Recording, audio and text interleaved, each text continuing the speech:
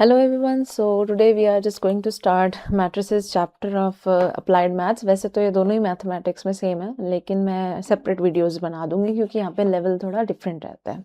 तो मैट्रिसेस होती क्या है? मैट्रिसेस एक टैबुलर फॉर्म का ही शॉर्टर वर्जन है। जैसे अगर सपोज मुझे लिखना है कि A, B and C are having 5, 6, 7, 3, 4, 5 and there are some values किस काइंड की? सपोज मैंने मार्केट ए में भेजा था और वो कोई प्रोडक्ट मार्केट से लेके आए हैं मार्केट बी में, है ना। तो ये जो हमने फॉर्मेट देखा, ये किसका फॉर्मेट था?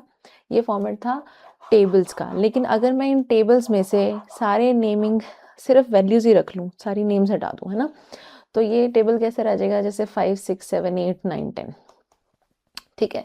और इसको जब हम स्क्वायर ब्रैकेट में रखते हैं तो इसी को क्या बोलते हैं? एक मैट्रिक्स बोलते हैं, ठीक है। अब ये मैट्रिक्स में ऑर्डर होता है। ऑर्डर मीन्स जिसमें आप रो भी लिखते हैं एंड कॉलम भी लिखते हैं। तो जब हम रो एंड कॉलम को यहाँ पे मेंशन करेंगे, दैट मीन्स हमेशा पहला नंबर रो का होगा और दूसरा नंबर कॉलम का। आप ज़्यादातर बुक्स में इसको m इंटू n पढ़ेंगे, ठीक है। जैसे यहाँ पे रो के लिए आपको हॉरिजॉन्टल लाइंस बनानी होती है और जब आप कॉलम बनाते हैं तब आप वर्टिकल लाइन बनाते हैं।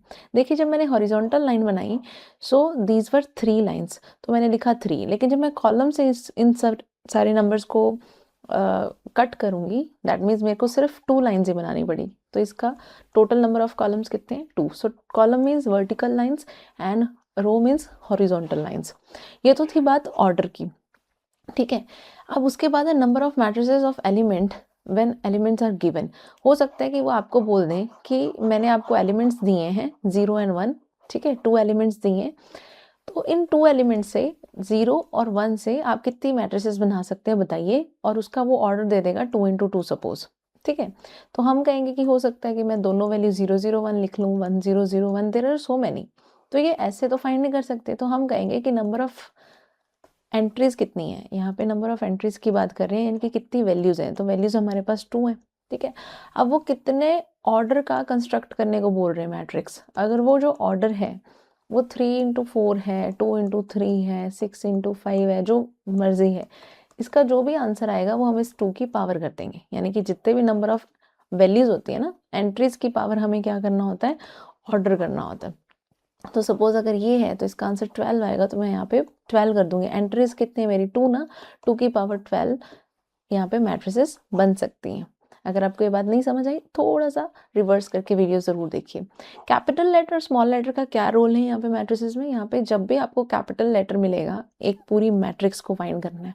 जब आपको स्मॉल लेटर मिलेगा, दैट मीन्स जस्ट उस एलिमेंट को फाइंड करना है। जो भी स्मॉल लेटर आपको सपोज किसी मैट्रिक्स के साथ दिख रहा है ऐसे, और मैट्रिक्स मैंने बना दी 1, 2, 3, 4, तो ये जो स्मॉल लेटर है, it can move inside to all the numbers like 1a, 2a, 3a and 4a, ठीक है।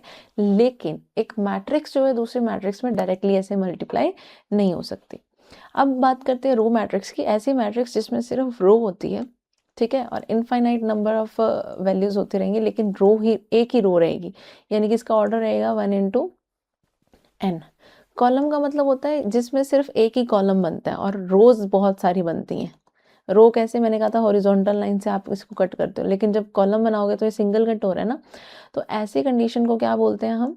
कॉलम, जिसमें रोज तो बहुत सारी हो सकती है लेकिन कॉलम एक ही होता है। स्क्वायर मैट्रिक्स का मतलब होता है जिसमें m और n जो है वो सेम होंगे, जैसे 2 इंटू 2, 3 इंटू 3, 1 इंटू 1, ठीक है।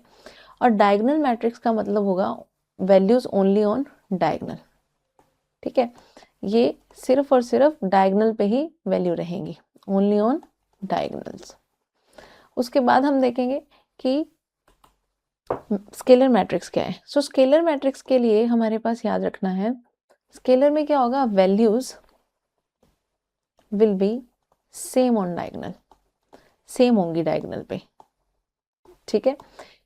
यानी कि सपोज मैं किसी मैट्रिक्स को बना रही हूँ, अगर मैंने यहाँ पे 1, 2, 3 लिख दिया ना और बाकी सारी वैल्यू 0 रख ली, तो इसको मैं कौन सी मैट्रिक्स बोलूँगी? डायगनल। लेकिन अगर यहीं पे मैंने वैल्यू रखी है 5, 5, 5, बाकी सारी वैल्यू 0 रख ली, ठीक है, ये 2 इंटू 2 का भी हो सकता है, 5 इंटू 5।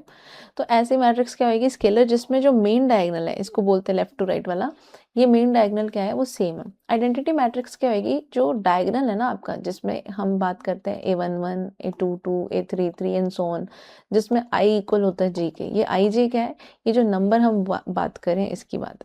ठीक है, अगर आपको A11 A22 सीखना है तो आप ध्यान से देखिए कि अगर मैंने यहाँ पे मैट्रिक्स बनाई है, सपोज मैंने यहाँ पे मैट्रिक्स बना दी कोई, ठीक है, मैंने यहाँ पे लिखा 1 2 3 4 5 6, बस इतना सा लिखा मैंने। अब ध्यान से देखिए कि ये जो 1 2 3 है, ये जो 1 है वो कौन है, ए फर्स्ट रो का फर्स्ट कॉलम में है ये, तो A11। ये कौन है, फर्स्ट रो के सेकंड कॉलम में है तो 1 2, फर्स्ट रो के थर्ड कॉलम में है तो 1 3। इसको क्या बोलेंगे, सेकंड रो का फर्स्ट, सेकंड रो का सेकंड, सेकंड रो का थर्ड। समझ गए आप, आई जे इसी को बोलते हैं the place of the element. उसके बाद है जीरो। यहाँ पे मैं बता रही थी कि आइडेंटिटी मैट्रिक्स में बाकी सारी वैल्यू जीरो होंगी एक्सेप्ट दीज, डायगोनल पे हमेशा क्या दिखेगा आपको 1, और जहाँ पे आई इक्वल नहीं होगा जे के, वहाँ पे क्या दिखेगा जीरो। जीरो में हमेशा ही आपको वैल्यू क्या दिखेंगी, जीरो, चाहे वो एक ऑर्डर है, दो ऑर्डर है, ज्योमेट्री ऑर्डर। उसके बाद है फाइंडिंग एक्स। जब भी एक्स फाइंड करना होता है किसी मैट्रिक्स में तो आप क्या करते हैं, सपोज यहाँ पे एक्स लिख दिया, 5 लिख दिया, 5y लिख दिया, 3z लिख दिया, 2k लिख दिया, ठीक है, और सामने मैंने एक कुछ वैल्यूज दे दी आपको।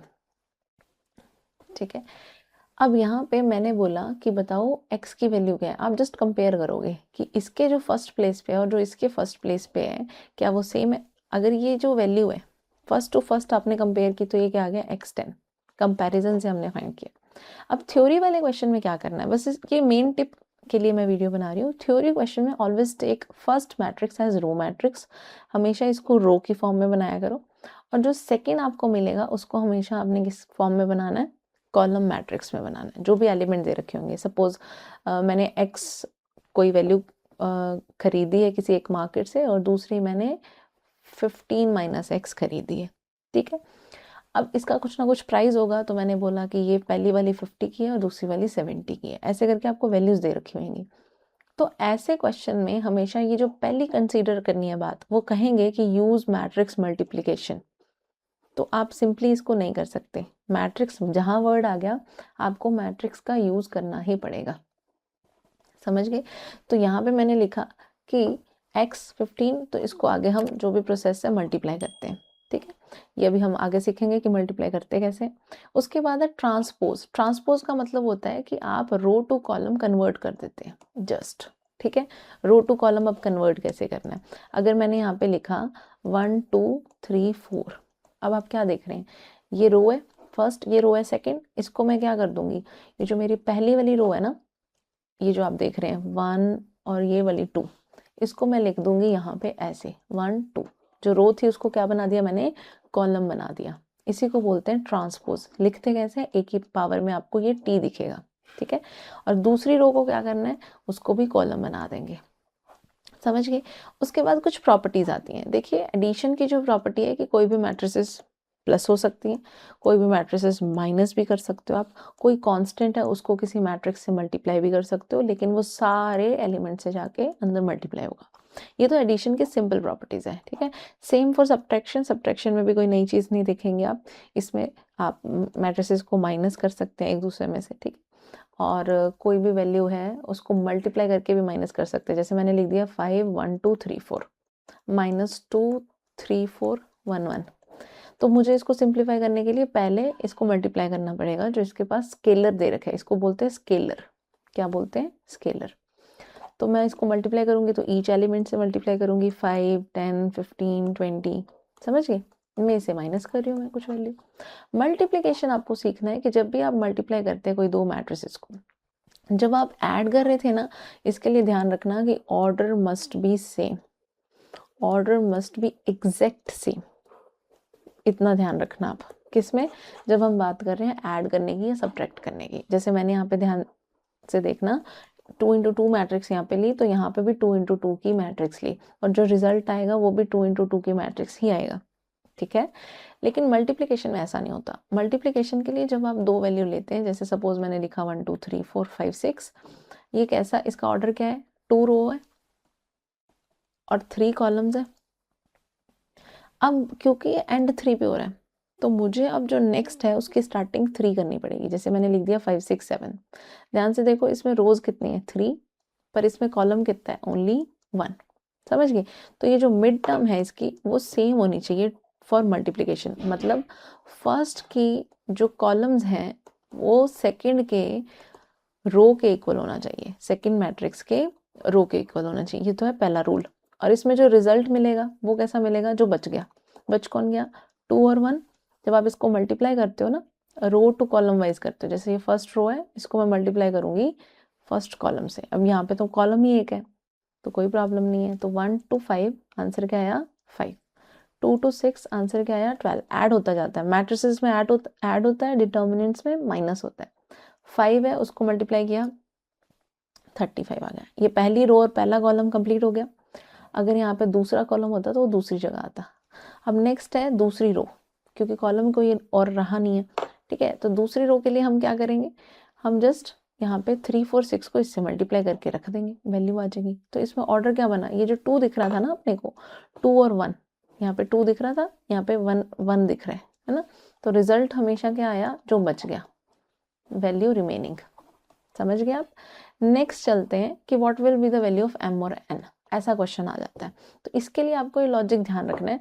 सपोज आपको उसने लिख दिया कि 5x minus 4y, if x का ऑर्डर जो है, x order is 3 into 4 and y order is 3 into 4, what will be the order of, यहाँ पे p लिख देते हैं, इसका जो रिजल्ट आएगा।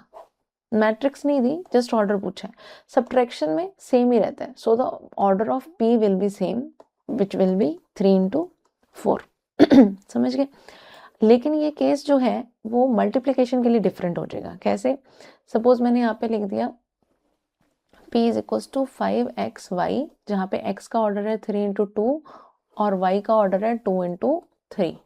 समझ गए? 5 से कोई मतलब नहीं है, लेकिन क्योंकि यहाँ पे ऑर्डर बीच वाला देखेंगे हम, 2 से 2 तो सिंप्लीफिकेशन हो गया, बचा कौन? 3 3।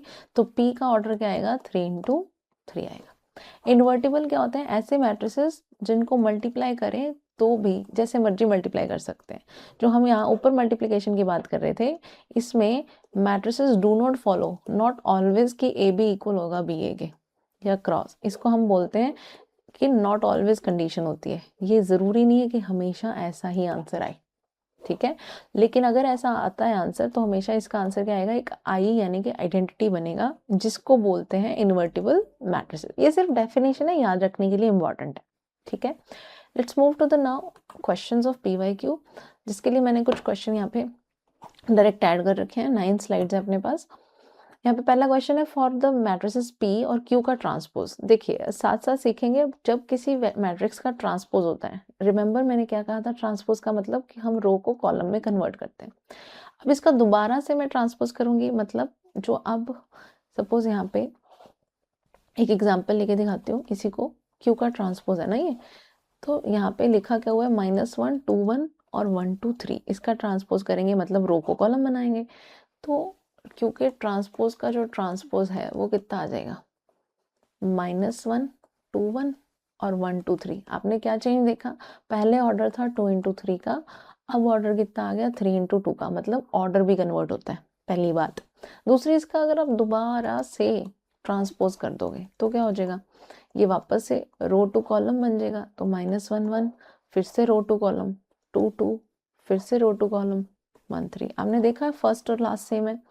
इससे हमने क्या सीखा कि जब भी मैट्रिसेस का मल्टीप्लिकेशन करते हैं, हम ट्रांसपोज करते हैं किसी मैट्रिसेस का, it gives us the same term, ठीक है। यानी कि ये हमें सेम ही रिजल्ट देती है। सो ट्रांसपोज का transpose gives us same value. तो ये तो हुआ कि मैंने ट्रांसपोज का ट्रांसपोज करके Q फाइंड किया अभी तक। तो फिर P और Q का करना क्या है? उसने बोला कि P माइनस Q क्या होगा। तो P अगर मुझे दे रखा है 3 4 -1 2 0 1 में से मैं माइनस करूंगी -1 1 2 2 और 1 3 को, तो आंसर क्या आएगा? वैल्यू टू वैल्यू माइनस करेंगे।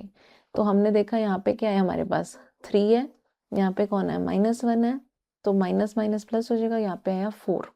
हम देख लेंगे कि यहाँ पे 4 सिर्फ इसमें और इसमें आ रहा है, तो यानी कि ये रॉन्ग हो जाएगा और ये रॉन्ग हो जाएगा, ठीक है। फिर है 4 माइनस 1 यानी कि 3 आ गया। उसके बाद हमने देखा -1 और -2, माइनस का 3 आ रहा है which is only this option. इसके बाद चेक ही नहीं करेंगे, समझ गए। Let's move to the next. A b की वैल्यू दे रखी है हमें। कहता है जब a को b से मल्टीप्लाई करते हैं इट गिव्स अस a, और जब b को a से मल्टीप्लाई करते हैं तो इट गिव्स अस b। तो कहता है बताओ कि b स्क्वायर प्लस b जो है वो किसके इक्वल होएगा। ठीक है, अब हमने देखा कि अगर ये b स्क्वायर पूछ रहा है तो हम इसको क्या लिखेंगे, b स्क्वायर b लिख देंगे। b square can be written as b dot b। अब हमने देखा था b को तो क्या लिख सकते हैं, यहाँ पे लिखा हुआ था ना कि b can be written as this, b can be written as b है, तो एक b को बदल लेते हैं बस। ठीक है, इस b को क्या लिख सकते हो, b a डॉट में क्या चल रहा है, b चल रहा है। यहाँ पे लॉजिक लगेगा। अब आप कहोगे कि मैम ये कैसे करेंगे, वहाँ लॉजिकल क्वेश्चन भी देगा, वरना सबके मैथ्स में 100 ऑन 100 आ जाएंगे। ठीक है, तो अभी कैसे सीख रहे हैं हम, जितने लॉजिक सीख सकते हैं उतने इम्प्लीमेंट कर देंगे वहाँ पे। ठीक है, तो यहाँ पे हमने देखा बी ए डॉट बी है। क्या मैं इस ए और बी को कुछ लिख सकती हूँ, can I right A be something. क्या लिख सकती हूँ मैं, ए बी को ए लिख सकती हूँ। देखो लेके मैं सिर्फ बी स्क्वायर चली हूँ और मैंने इसको क्या बना दिया, बी ए बना दिया, समझ गए। और फिर मैंने देखा कि बी ए तो बी ही होता है, बी ए की वैल्यू तो मैं बी लिख सकती हूँ ना यहाँ पे। तो मैंने लिखा, यहाँ सामने बी स्क्वायर ही चल रहा है, मैंने लिखा बी, समझ गए। सो जब अपने बी स्क्वायर को बी ही लिख रहे हैं और क्वेश्चन में पूछा भी ऐसा गया है कि बी प्लस बी कितना होगा, तो सिंपल हम कह देंगे कि b square was b b, b को हमने लिख दिया बी ए बी को हमने लिख दिया ए, और b a can be b. तो मतलब हमने सीखा बी स्क्वायर तो बी है, बी स्क्वायर प्लस बी का फिर आंसर क्या होगा, it will be b plus b that is 2b। अगर सभी को करना है तो उसके लिए सभी कुछ पढ़ना पड़ेगा। अगर सपोज अभी आपको लग रहा है कि ये तो हुआ नहीं, ये क्या हो गया, तो move, believe in the process. ठीक है, क्वेश्चन में ये नहीं सोचना कि ये मुझसे नहीं हुआ, हमेशा ऑलवेज गिव 3 ट्राइज। पहली बार में नहीं समझ आया, just move on. Second time देखो वो याद आएगा थोड़ा बहुत, और थर्ड टाइम में रिवाइज हो जाएगा। ज़्यादातर बच्चे फर्स्ट स्टेप में रुक जाते हैं, सो ऑलवेज मूव फर्दर। ठीक है, don't stick to the question, even in the examination don't stick to one part कि एक ही क्वेश्चन कर रहे हैं हम, no don't do this. 5 minutes दो each question and just move. अगर नहीं हुआ अपने आप सबकॉन्शियस माइंड उसको करेगा। तो यहाँ पे ए है, यहाँ पे बी है, और उसने ए भी पूछा, तो यहाँ पे मैं आपको मल्टीप्लिकेशन सिखा सकती हूँ, इसलिए मैंने ये क्वेश्चन ऐड किया। ये ए है तो हमेशा ए को ही पहले लिखेंगे। अगर वो बी ए पूछता तो मैं पहले बी वाली मैट्रिक्स पहले लिखती।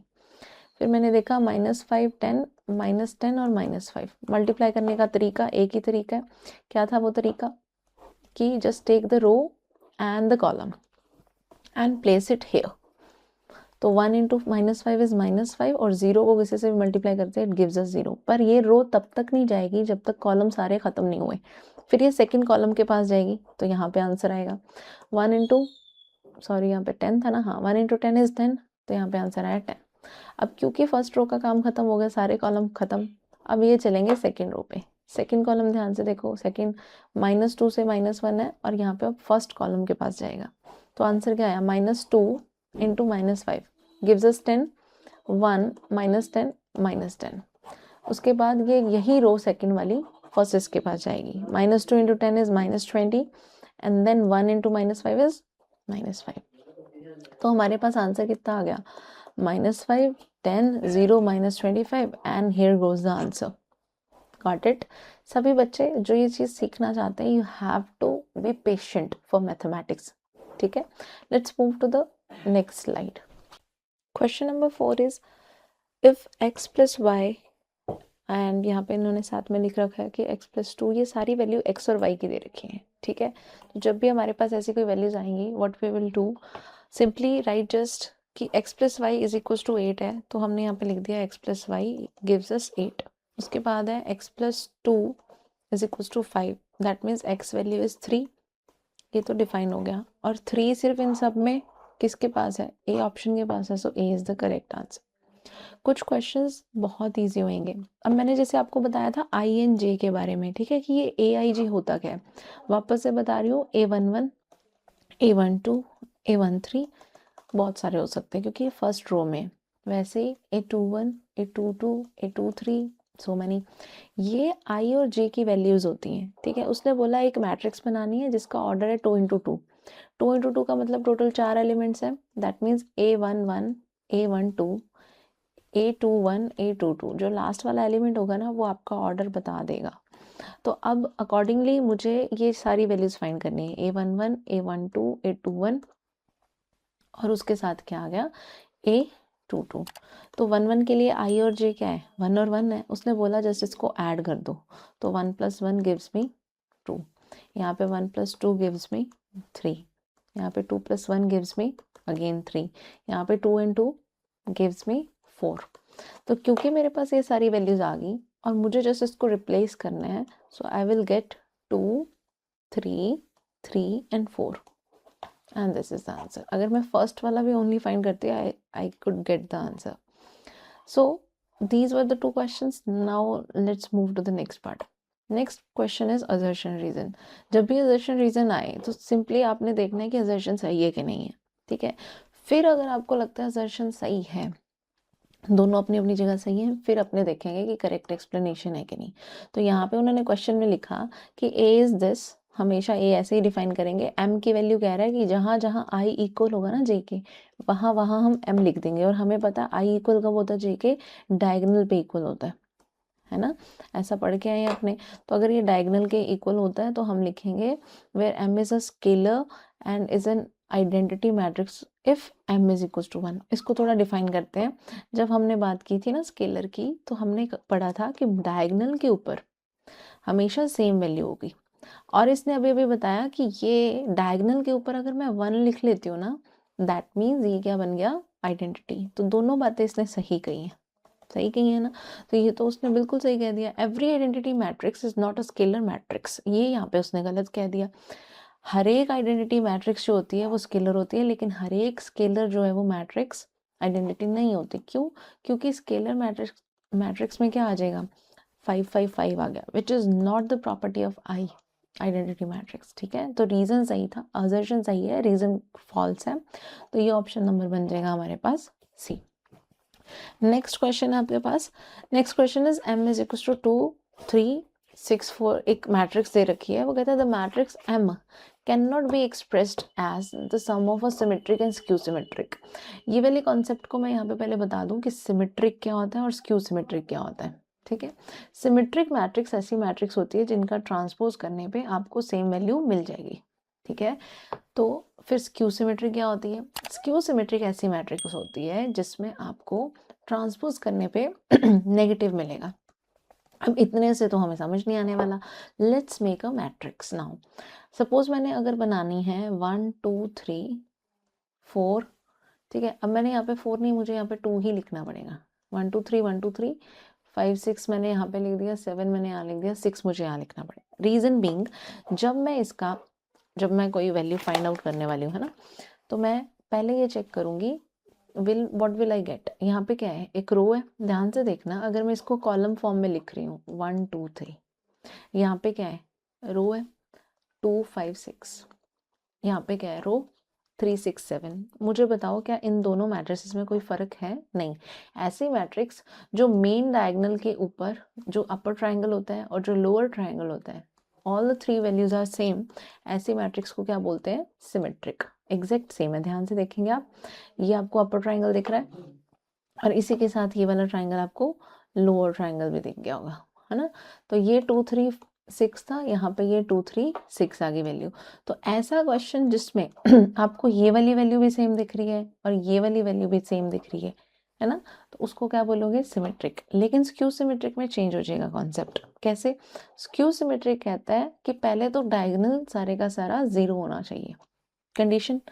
उसके बाद वो कहता है सपोज मैंने यहाँ पे ये 2 वैल्यू रखी हैं, ठीक है, तो मुझे दूसरी साइड इसका ऑपोजिट साइन रखना पड़ेगा।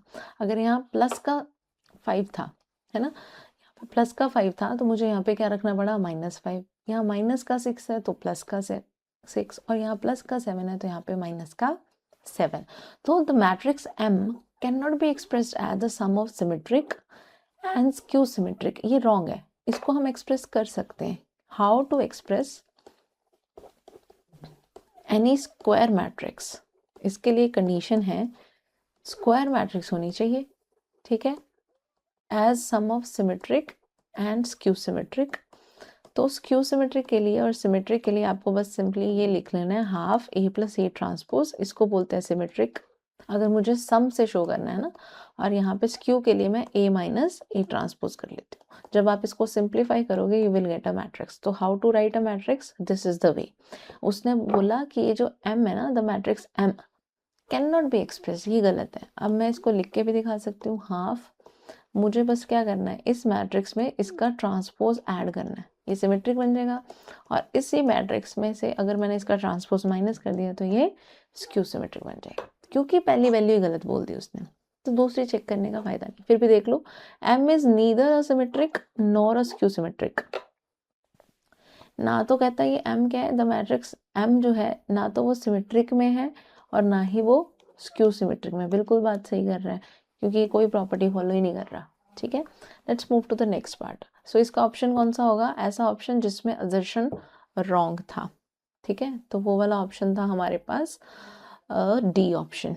Done, let's move to the next question. उसने बोला ये सिमेट्रिक होगा देन एक्स इज 6, अगर ये सिमेट्रिक है तो अगर भाई ये सिमेट्रिक है, ठीक है, तो ये वाली वैल्यू शुड भी किसके इक्वल होनी चाहिए। मैंने अभी बताया था कि जो मेन डायगोनल होता है इसके ऊपर वाला दो वैल्यूज, तीन वैल्यूज, और ये वाली जो वैल्यूज है आपस में क्या होनी चाहिए, सेम होनी चाहिए। तो दैट मीन्स मुझे यहाँ पे लिखना पड़ेगा x minus 3 should be equals to what, 3। That means x should be 0। इस कंडीशन से ये बनता है। अब x minus 2 is equals to क्या आ रहा है, 4 आ रहा है, ठीक है। That means which is equals to x is equals to 6। लेकिन यहाँ, अच्छा मैंने यहाँ पे गड़बड़ कर दी थी, आई एम सो सॉरी। यहाँ पे 6 ही लिखा हुआ है, -3 उधर जाएगा तो +6 हो गया। I was just looking at the highlighter, अच्छा लग रहा है। तो दोनों आंसर सही है, मतलब असर्शन तो भैया सही कह रहा है। अब वो कहता है ए जो होता है सिमेट्रिक तभी होती है जब ए का, देखो इसको करने के लिए हमने लॉजिक तो यही लगाया था ना कि सिमेट्रिक मतलब उसका ट्रांसपोज करेंगे तो सेम आएगा, मतलब ये डायगोनल के ऊपर वाली वैल्यू। तो जो आपने क्वेश्चन किया उसका ये बिकॉज में आंसर दे रहा है, दैट इज द रीजन कि ये करेक्ट एक्सप्लेनेशन है, ठीक है। और जब करेक्ट एक्सप्लेन करें, अब कब ये करेक्ट एक्सप्लेन ना करता, अगर ये बात सिमेट्री की कर रहे हैं, यहाँ स्क्यू सिमेट्री की डेफिनेशन लिख देता। तो यहाँ पे अब ये दोनों कंप्लीटली एक दूसरे को डिफाइन कर रहे हैं, that's the reason both are correct, ठीक है। नेक्स्ट क्वेश्चन चलते हैं। अब उसने बोला कि if A is square matrix जिसमें ऑर्डर सेम होता है, मतलब m is equal to n होता है, और उसने बोला A square is equals to I. ऐसे क्वेश्चन के लिए आप देख लो कि आपको आइडेंटिटी आती है कि नहीं, a प्लस बी की और a माइनस बी की। a प्लस बी का होल क्यूब लिखने का तरीका बेस्ट तो ये रहता है कि आप इसको विदाउट ओपनिंग द ब्रैकेट ही याद रखें, ठीक है, क्योंकि फिर जब मैं माइनस का पूछती हूँ तो कहते हैं मैडम पता नहीं यहाँ पे था माइनस कि नहीं था। तो जब इस वे में याद रखोगे so there will be never a mistake. देखो ध्यान से मैंने क्या किया, जब मेरे पास ऊपर यहाँ पे प्लस वैल्यू है, प्लस वैल्यू है और प्लस वैल्यू है, तो यहाँ पे भी माइनस है, माइनस है, माइनस है। डिपेंड करता है कि आपका क्वेश्चन क्या था, प्लस माइनस का, सो प्लस माइनस का। तो करना क्या है, उसने बोला दोनों फॉर्मूलाज को अप्लाई करोगे तो इसकी सिंप्लीफाइड वैल्यू क्या आएगी। तो हम इसको इम्प्लीमेंट करते हैं, इससे आप बहुत कुछ सीखोगे। ए क्यूब प्लस आई क्यूब प्लस 3ai ब्रैकेट में आ जाएगा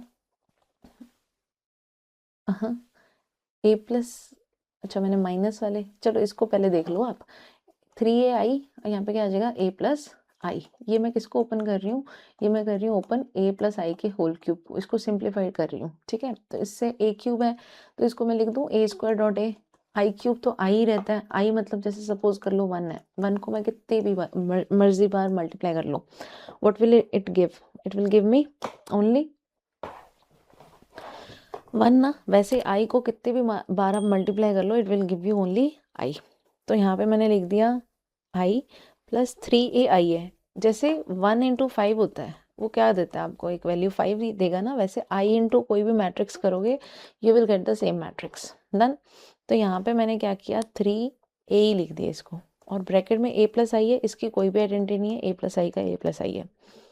अब ए स्क्वायर है, उसको उसने बोला था ए स्क्वायर को आई लिख देना, तो मैंने आई लिख दिया, डॉट ए पड़ा है मेरे पास, प्लस में आई है और प्लस में 3a अंदर मल्टीप्लाई करूँगी, ये 3a स्क्वायर बना, ये 3a आई बना, तो आई किसी से भी मल्टीप्लाई होगा, it will give me A I, 3a square से ए यहाँ पे आई मिल जाएगा, रीज़न उसने बोला था ए स्क्वायर की जगह आई लिख देना, सो जी हमने लिख दिया आई, प्लस में ए और आई क्या बचेगा, ए ही हो जाता है, ए और ए 3a कितने हो गए 4a, प्लस में 3i और i कितना हो गया 4i हो गया। ये किसका सिंप्लीफाइड वर्जन आया, ये a प्लस आई की क्यूब का सिंप्लीफाइड वर्जन आया। जब आप इसको माइनस के लिए चेक करोगे तो ये सारे साइन जो है वो क्या हो जाएंगे, माइनस हो जाएंगे। तो यहाँ पे मैं चेक करती हूँ माइनस के लिए, a माइनस आई का होल क्यूब क्या मिलेगा, a क्यूब i क्यूब, ठीक है। और फिर इसमें से मैं a क्यूब, यहाँ पे साइन आ जाएगा माइनस का, माइनस आई क्यूब, उसके बाद माइनस का 3ai और साथ में साइन आ जाएगा a माइनस आई। तो मैंने देखा यहाँ पे तो मैं a स्क्वायर डॉट a कर सकती हूँ, यहाँ पे मैं i ही लिख सकती हूँ, यहाँ पे मैं 3a लिख सकती हूँ, जहाँ मुझे मैं i को एज अ कंसीडर 1 करती हूँ, उसकी एग्जिस्टेंस तो है लेकिन किसी के साथ मल्टीप्लाई होके वो ख़त्म हो जाता है। सो a स्क्वायर क्या है i, उसके साथ मल्टीप्लाई कर रही हूँ a आई, 3 अंदर मल्टीप्लाई होगा तो 3a square minus minus plus, ये बन जाएगा 3a I. So it will give me a minus I minus 3i plus 3a, ये आया माइनस का 4i और ये आया प्लस का 4a। ध्यान से देखो 4a और ये वाली वैल्यूज़, ये दोनों को करना है हमने प्लस, तो हम जस्ट सिंपली इक्वेशन 1 और 2 की वैल्यू रख देते हैं अपने इक्वेशन में। तो क्वेश्चन था हमारा a माइनस आई का क्यूब प्लस a प्लस आई का क्यूब माइनस 7a। तो यहाँ पे मैंने रखा 4a माइनस 4i, यहाँ रखा 4a प्लस 4i, यहाँ रखा माइनस का 7a। अगर ध्यान से देखोगे आप तो यहाँ पे 4a है और साथ में यहाँ पे क्या दे रखा है 4i, 4a 4i, तो ये 4i से 4i cancel, 8a minus 7a gives me a। Simplified version है आपके लिए, आपने बहुत चीज़ें सीखी, ये सारी इंपॉर्टेंट चीज़ें थी कि consider i as 1 and 5 into, जैसे 1 5 होता है वैसे i इंटू a होता है। Move to the next question, बहुत ईजी क्वेश्चन है। उसने बोला 3a माइनस b करना है, वो जो वैल्यू है वो है 5011 और उसने b की वैल्यू भी बोली है, तो हम पुट कर देंगे b की जगह 4325 पुट कर दिया, और ये हमें वैल्यू क्या देता है 5011। ये वैल्यू इधर नेगेटिव है, ये कंप्लीट उधर जाएगा तो पॉजिटिव हो जाएगा, तो मैं सीधा ही ऐड कर रही हूँ। चलो ऐड नहीं करते, आपको दिखा देती हूँ मैं कैसे ऐड करना है, ठीक है। तो मैंने यहाँ लिखा 4 3 2 और 5। अब ध्यान से देखो, अगर मैं इसको ऐड कर रही हूँ 3a इज इक्वल्स टू, तो 5 प्लस 4 9, 3 प्लस 0 3, 1 प्लस 2 3 और 5 प्लस 1 6। आप ये 3 देख रहे हो, ये 3 इन सबको डिवाइड कर देगा, तो मैं सभी को डिवाइड करके लिख रही हूँ। अब यहाँ पे आप यहाँ पे ऐसे भी लिख सकते हो 1/3 करके, फिर अंदर मल्टीप्लाई कर दो जाए, ठीक। तो यहाँ 3 1 1 और 2, तो ये उसने मैट्रिक्स ए पूछी थी and this is the answer. Let's move to the next question. Next question gives us this, और इससे आप मल्टीप्लिकेशन सीखोगे। ये वीडियो सभी बच्चों के लिए हो जाएगी। अगर आपको ये क्वेश्चन आता है just mute me and try to solve it, ठीक है। So this is the question and I have to multiply it. ध्यान से देखो, मैंने आपको सिखाया था कि क्या करना होता है, रो टू कॉलम करना होता है। इसका ऑर्डर क्या आएगा 3 इंटू 3, इसका ऑर्डर क्या आएगा 3 इंटू 1, तो टोटल लास्ट रिमेनिंग आंसर क्या आएगा 3 इंटू 1 का ही आएगा। मतलब इस तरह की मैट्रिक्स बनेगी, 3 रोज होंगी, एक ही कॉलम होगा, 3 रोज और कॉलम क्या होने वाला है एक ही। ये मैंने आपको लॉजिक बताया था। मल्टीप्लिकेशन में जब भी दो मैट्रिसेस मल्टीप्लाई होती हैं तो उसमें this should be same, middle value should be same, और ये होता है इसका आंसर। जैसे आप यहाँ देखोगे, यहाँ पे हुआ क्या, यहाँ पे 3 इंटू 3 था, 3 इंटू 1 है, और जब मैंने देखा कि ये 3 से 3 तो कैंसिल हो जाने वाला है, और ऑर्डर जो बचेगा वो क्या बचेगा 3 इंटू 1। तो मल्टीप्लाई करेंगे तो पहला आंसर आया x, दूसरा आंसर क्या आ जाएगा माइनस का y, लास्ट आंसर क्या आ जाएगा z आ जाएगा। इक्वेट करेंगे इसको तो 1 2 और 1 है ना।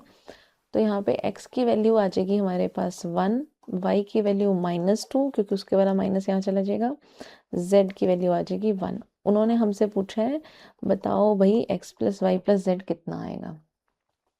तो जब हम बताएंगे 1 - 2 + 1 इट विल गिव्स अस 0। ठीक है, let's move to the next question.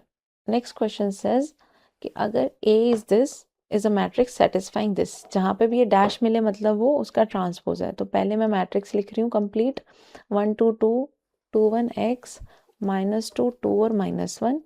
और वो कहते हैं कि इसको इसके ट्रांसपोज से, ट्रांसपोज क्या था, जब रो को मैं कॉलम फॉर्म में लिख रही हूँ 1 2 2, फिर से नेक्स्ट रो को मैं कॉलम फॉर्म में लिख रही हूँ 2 1 x, नेक्स्ट रो -2 2 n -1,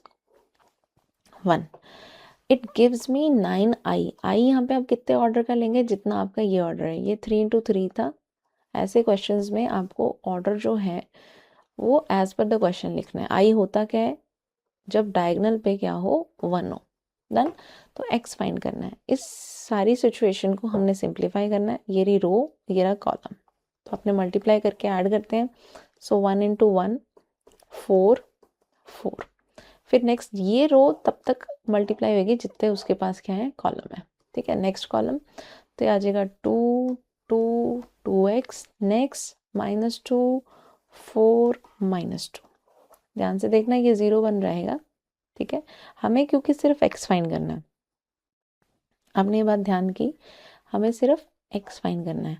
तो आप ये फर्स्ट नेक्स्ट लाइंस चाहे कीजिए चाहे ना कीजिए, आप यहाँ पे सिंपली लिख सकते हैं कि A1 2 कितना है हमारे पास, 2 + 2 + 2 x है ना। और यहाँ पे A1 2 कितना है, 0 है। इक्वल कर देंगे 0 के, 4 + 2x = 0, 2x = -4, x = -2। सिंपल, इतना इजी था। नेक्स्ट क्वेश्चन, हमने बोला 2 1 3 है और इसको मल्टीप्लाई करना है। मुझे बताना है इसका ऑर्डर। 1 × 3, एक ही रो बनती है, 3 कॉलम बनते हैं ऐसे। यहाँ पे 3 × 3, यहाँ पे 3 × 1। पूछा क्या है, then write the order of matrix A का सिर्फ ऑर्डर पूछा है। तो हम क्यों करेंगे क्वेश्चन, हम सिर्फ ऑर्डर ही लिखेंगे। हम लिख रहे हैं 1 × 3, हम लिख रहे हैं 3 × 3 और हम लिख रहे हैं 3 × 1। तो मैं पहले इन दो मैट्रिसेस को सॉल्व करती हूँ। ये जो दो मैट्रिसेस हैं इट विल गिव मी, ये 3 से 3 खत्म हो जाएगा, मल्टीप्लाई होने के लिए इनका जुड़ना ज़रूरी है, बचेगा जो आंसर। तो इससे आंसर आया 1 × 3 का। उसके बाद 3 × 1, फिर मल्टीप्लाई होने के लिए ये जो मिडिल वैल्यूज़ हैं इनका जुड़ना ज़रूरी है, तो ये ख़त्म हो जाएंगे। खल्लास कहने वाली थी। ठीक है, तो बचा आंसर क्या, 1 × 1। That means the order of matrix is 1 × 1। जितना पूछा उतना ही आंसर देने का, मल्टीप्लाई करने मत बैठ जाना। Next question short. तो यहाँ पे ए दे रखा है, बी दे रखा है। Find the value of alpha if exist बोल दिया उसने। अच्छा, A² = B। ऐसे क्वेश्चन में सोचना पड़ता है कि ऐसा कैसे। तो A² मतलब α0 1 1 मल्टीप्लाइड विद α0 1 1। A² का मतलब क्या है, A को A से मल्टीप्लाई करो, इक्वेट करना है B से, B मतलब 1 0 5 1। अब हुआ क्या, row two column it gives us α², then again row two column it gives us 0। उसके बाद इसको मल्टीप्लाई करेंगे तो क्या आंसर आ जाएगा हमारे पास, α + 1।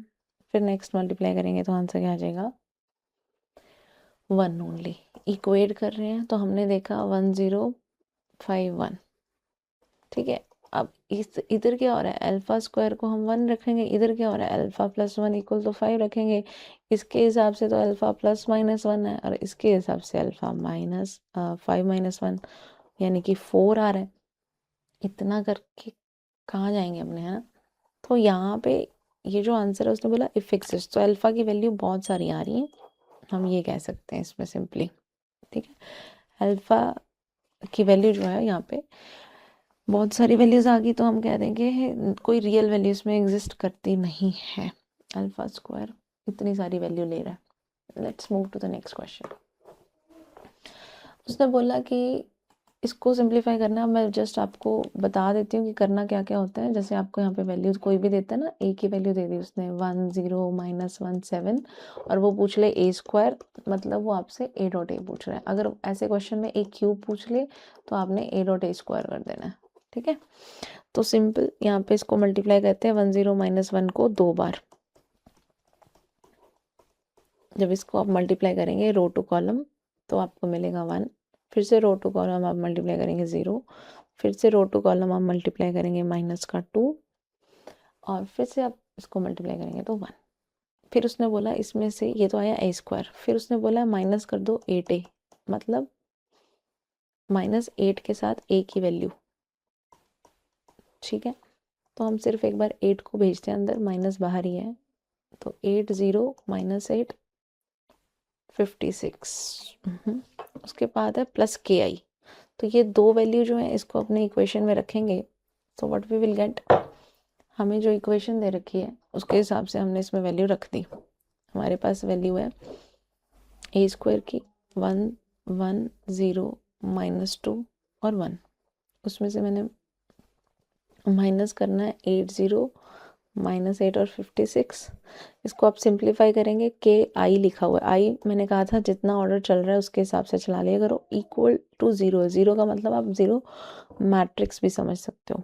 तो जब आप इसको सिंप्लीफाई करोगे, कैसे करोगे, यहाँ पे 1 है -8 है प्लस के है, 1 -8 प्लस के, है ना। अब सारी वैल्यू करने की नीड नहीं है हमारे पास, के तो आई गया, इक्वल कर दोगे 0 के, तो यहाँ पे क्या आ जाएगा, के -7 = 0, मतलब के की वैल्यू आ गई 7, ठीक है। सिर्फ जो पूछा हमने वो जवाब दिया। ये बहुत इजी क्वेश्चन है, आई होप सो ये आप करके देख लेंगे। मैं इक्वेशंस बना देती हूँ, x - y gives you -1, 2x + z = 5, आपको एलिमिनेशन लगाना आना चाहिए, 3z + w = 13, ठीक है। अब यहाँ पे ये रही वैल्यू 2, इसमें से आप क्या करोगे, एलिमिनेशन लगाओगे, x y आ जाएगा, ठीक है। एक्स वाई की वैल्यू मैं लिख के देती हूँ, यहाँ पे क्या क्या आ रही है, एक्स की वैल्यू आ रही है 1, वाई की 2 और जेड की 3 और डब्ल्यू की 4, ठीक है। आप बस इसको एलिमिनेशन लगाना, एलिमिनेट करना और you will gate the answer. Next question है, ये जस्ट सेम किया अपनों ने, क्या करना है, स्क्वायर मैट्रिक्स को 2 बार मल्टीप्लाई करना है, इक्वल्स टू पी ए। ए क्या है, ये वाली मैट्रिक्स है। जब मैं आपको कहूँ कोई कुछ की होमवर्क करना है तो आप तभी वीडियो पॉज करके पहले उसे कंप्लीट किया कीजिए, ताकि बाद में आपको कोई प्रॉब्लम ना आए। -2 2 और यहाँ पे क्या लिखा हुआ है। अब यहाँ पे बच्चे पता है क्या दिमाग लगाते हैं, मैडम इससे ये कैंसिल हो जाएगा ना, अरे क्यों, मैंने बताया कभी डिवीजन रूल, ऐसे बताया कि ये डिवाइड में जाएगा। कैंसिल कोई चीज़ कब होती है, जब वो सामने वाले के डिवाइड में जाती है, तभी वो कट होती है, उसे बस हम कैंसिल करना कह देते हैं। यहाँ पे मैट्रिसेस कभी डिवीजन में नहीं जाती हैं, तो उसको कंप्लीट प्रॉपर प्रोसेस को फॉलो करो, ठीक है, डोंट बी लेजी। तो इसमें पी का आंसर 4 आ जाएगा, जस्ट मल्टीप्लाई करना है और कंपेयर करना है। Let's move to the next question. Next question says कि अगर ये स्क्यू सिमेट्रिक है, अब मैंने कहा था स्क्यू सिमेट्रिक का कॉन्सेप्ट कहता है कि अगर ये स्क्यू सिमेट्रिक है तो ये और ये वैल्यू जो है आपस में अपोजिट साइन रखेगी, और ये जो वैल्यू यहाँ पे दे रखी है ना बी की, ये वाली वैल्यू को तो होना ही 0 चाहिए था। उसका रीज़न सीखो क्यों। इसका रीज़न है कि हमने स्क्यू सिमेट्री की डेफिनेशन पढ़ी थी, जिसमें हमने कहा था कि जो डायगोनल्स होते हैं ना, डायगोनल्स वो हमेशा कैसे होंगे, इसमें डायगोनल मेन डायगोनल 0 होगा, तो बी की वैल्यू तो डिफाइन होगी 0। उसके बाद ए जो है वो 2 होगा माइनस का, क्योंकि हमने कहा था अपर ट्रायंगल है ना, और ये जो लोअर ट्रायंगल है, तो ए को कंपेयर किया मैंने 2 से, तो जब ए की वैल्यू देखी तो वो आया -2, यहाँ पे सी की वैल्यू -3 और 1 तो अपोजिट है ही, तो ए बी सी का प्लस पूछा है उसने, देख लिया अगर वो क्वेश्चन क्या पूछा है, ठीक है।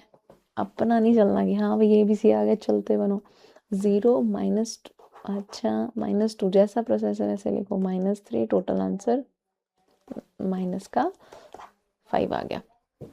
Move to the next question. कहता है कॉस्ट ऑफ 2 टॉयज़ है, यहाँ पे दे रखा है अपने को, और इसके लिए आपको ना मैट्रिक्स बनानी आनी चाहिए। मैंने आपको कहा था कि आप पहले पढ़ लीजिए क्या क्या दिया हुआ है। कहता है एक कॉस्ट है उसका 50-75 है। एक पर्टिकुलर संडे शॉपकीपर जो है वो उसको 7 टॉयज़ को सेल कर देता है टाइप ए के और टाइप बी के 10। तो क्यू जो है वो 8 टॉयज़ टाइप ए के और 6 टॉयज़ टाइप बी के। मतलब हो क्या रहा है कि यहाँ पे मेनली 2 टाइप के टॉयज़ हैं, तो हम इसमें लिख देंगे टॉय ए, यहाँ लिख देंगे टॉय बी। जो 7 टॉयज़ सेल कर रहे हैं और 10 टॉयज़ सेल कर रहे हैं वो है शॉपकीपर ए, और जो 8 टॉयज़ और 6 टॉयज़ सेल कर रहे हैं वो है शॉपकीपर बी। अब उसने आगे कहा कि कॉस्ट जो है वो 50 और 75 है। तो कॉस्ट लिखने के लिए पहले इसका ऑर्डर लिख लेंगे। ये 2 × 2 का है, तो कॉस्ट को मैंने मल्टीप्लाई करना है, तो मुझे यहाँ पे 2 फॉर्म में बनाना पड़ेगा, तभी इसका ऑर्डर 2 × 1 बनेगा ना।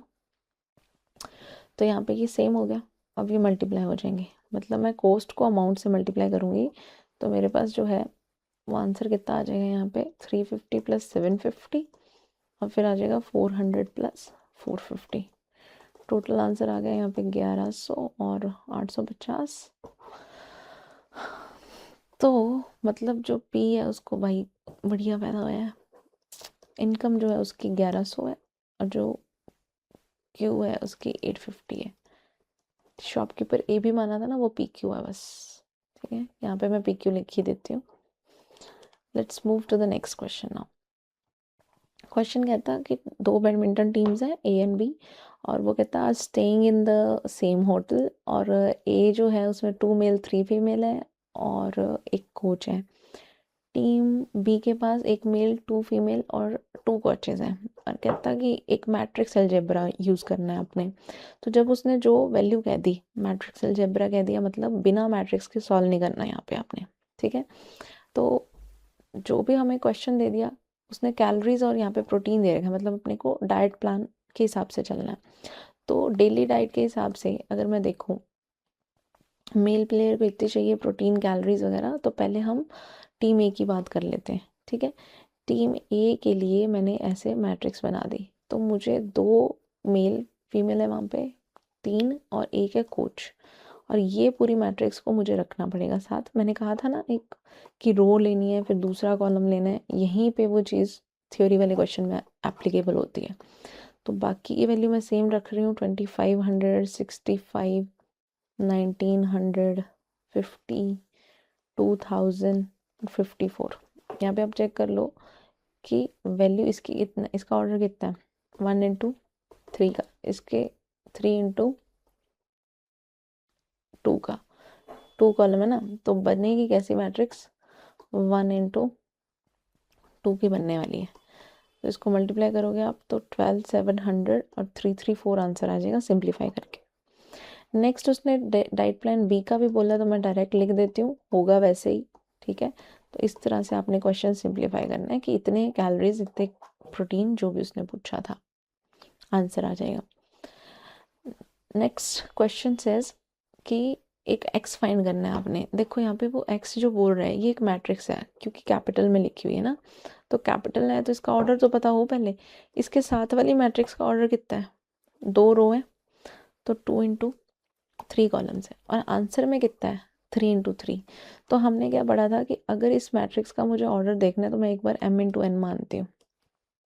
ठीक है, अब एक बात सुनो, m × n वाली मैट्रिक्स इससे कब मल्टीप्लाई होगी 2 × 3 से, जब n 2 है। और ये अगर 3 × 3 दे रहे हैं तो हमने पढ़ा था ना कि जो बच जाता है, यहाँ पे क्या बचा m, यहाँ पे क्या बचा 3, तो कायदे से ये m होना चाहिए और ये तो 3 है ही है, मतलब m की वैल्यू आ गई 3। तो हमारे पास m × n के हिसाब से x का जो ऑर्डर आ रहा है वो कितना आ जाएगा 3 × 2, मतलब 3 रो है और 2 कॉलम है, मतलब टोटल 6 हमारे पास एलिमेंट्स आ गए। तो x = हमने लिखा ए बी सी डी और ई एफ, ये हमें लेट करना है। ठीक है, इसको हम मल्टीप्लाई करेंगे। अब जो क्वेश्चन दे रखा है हमें, तो हमने लिखा यहाँ पे A B C D E F, साथ में मल्टीप्लाई कर रहे हैं हम 1 2 3 4 5 6। अब ध्यान से आप ऑर्डर भी चेक कर सकते हो, 3 इंटू 2 का है, यहाँ पे 2 इंटू 3 का है, मतलब सही कर रहे हैं मल्टीप्लाई, क्योंकि सामने जो आंसर दे रखा है वो है -7, -8, -9, 2, 4, 6, 11, 10 और 9 का। तो जब हम इसको मल्टीप्लाई करेंगे तो हमारे पास इक्वेशंस बनेगी किस फॉर्म में, यहाँ पे पहले रो है और उसके बाद उसका कॉलम है। तो हम देखते हैं, पहले रो को तीनों कॉलम से मल्टीप्लाई करेंगे। तो यहाँ पे आ गया a + 4b, 2a + 5b और 3a + 6b। सिमिलरली आप ये सारी सॉल्व करेंगे, c + 4d, 2c + 5d और फिर 3c + 6d, और फिर है e + 4f, फिर है 2e + 5f और फिर आ जाएगा हमारे पास 3e + 6f। सामने ये सारी equation as it is done. अब देखो ये जो सारी वैल्यू हमारे पास उसने दे रखी है, ठीक है, आपको इसको क्या करना है,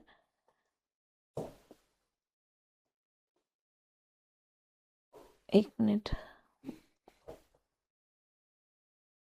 ये सारी वैल्यू जो है हमारे पास यहाँ दे रखी है ना, तो हमने इसको कंपेयर करना है। यहाँ पे हमारे पास है a + 4b, यहाँ पे है -7, तो इक्वेशन क्या बनेगी, हमारे पास इक्वेशन बनी a + 4b = -7। दूसरी इक्वेशन 2a + 5b की बन रही है इक्वल्स टू -8। एलिमिनेशन लगाना है और a और b की वैल्यू आ जाएगी। सिमिलरली सी डी और ई एफ की वैल्यूज आ जानी है आपके पास। पर इसके लिए आपको क्या करना है, मैं मतलब आप यहाँ पे पोज ले सकते हैं 2-3 मिनट्स का, just to get the answer. ऐसा नहीं होना चाहिए कि मैं जिसको होमवर्क कह रही हूँ और वो वाला क्वेश्चन आप नहीं कर रहे, ठीक है। इसका आंसर मैं एट द एंड लिख देती हूँ यहाँ पे। ये पूरी जो मैट्रिक्स है वो बन जाएगी 1 -2 2 0 -5 और 4। मतलब ये जो हमने ए माना था, बी माना था, सी डी है ना, ई एफ, ये आपके ये आंसर आएंगे। और लास्ट में हमेशा मैट्रिक्स की फॉर्म में लिख के आना, ठीक है। और इस हिसाब से हमारी ये मैट्रिक्स जो है कंप्लीट हो गया। और मैं ये चाहती हूँ कि आप अच्छे से पढ़ें, इसको कंप्लीट रिवीजन करें। मैट्रिक्स में अच्छे क्वेश्चन बन जाते हैं। Revise the questions before exam and do subscribe Examji channel. Thank you so much for watching and good luck for the examination.